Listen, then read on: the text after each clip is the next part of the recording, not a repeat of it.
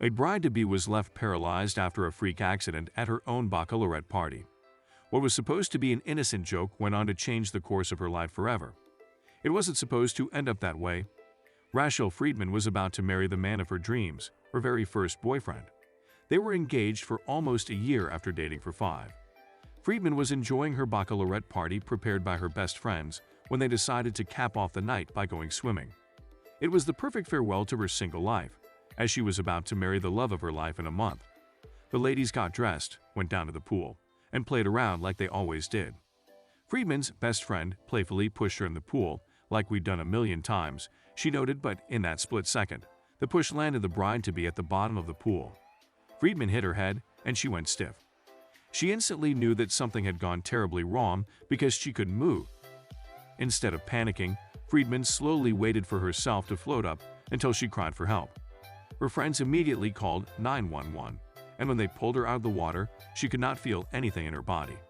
When she got to the hospital, doctors determined she suffered a C6 spinal cord injury, which meant she was unable to feel anything underneath her collarbone. It also meant she lost her ability to walk. Upon hearing her drastic situation, Friedman called her fiancé, Chris Chapman. He was camping with his dad, but she had to let him know how severe her situation was before he got to the hospital. With a stern, serious voice, Friedman dropped the news: "I broke my neck, and I'm probably not going to walk." After letting all the important people in her life know, the bride-to-be spent almost 3 months in the hospital before undergoing rehab. More than walking, there was one thing Friedman was yearning for: the ability to use her hands.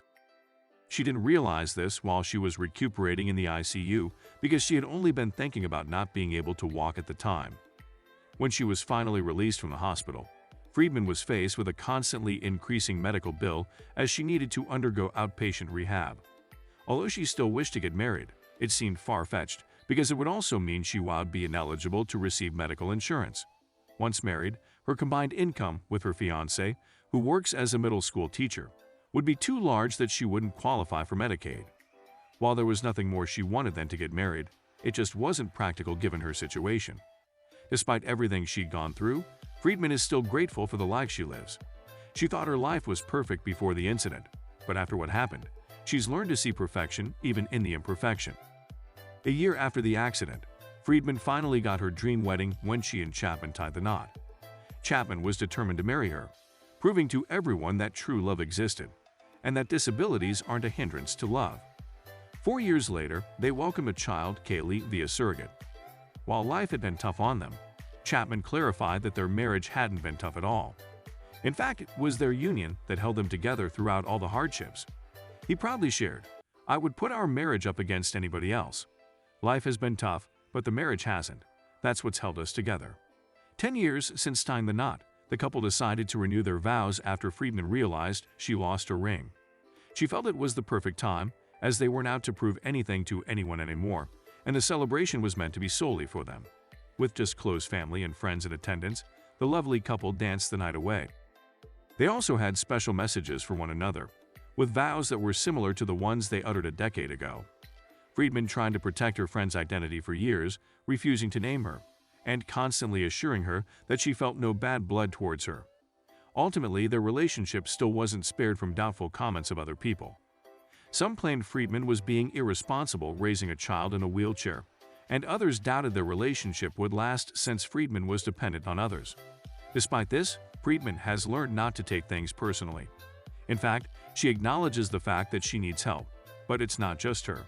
Her husband sometimes needs help too. She said, "He has more anxiety than I do and gets a little overwhelmed, and I'm a very chill person, so I'm able to counteract that for him." As for Friedman's best friend, who pushed her into the pool, it wasn't easy on her too. Friedman trying to protect her friend's identity for years, refusing to name her, and constantly assuring her she felt no bad blood towards her to ease her guilt. However, after years passed and the friend no longer reciprocated Friedman's friendship, she realized it was best to cut ties altogether, as she was beginning to feel negative feelings towards the friend, and she knew it would not serve them both well in the long run. Despite being in a wheelchair, Friedman has learned to live with her disability and use it to her advantage. She admits she is much stronger physically and mentally 10 years in, and she even drives and gets in and out of her bed on her own. Friedman is also focused on being a doting wife, caring mother, a para-athlete playing wheelchair rugby, and a fierce advocate for people with disabilities. She and her husband remain madly in love with one another and do their best to raise their darling daughter the best way they can.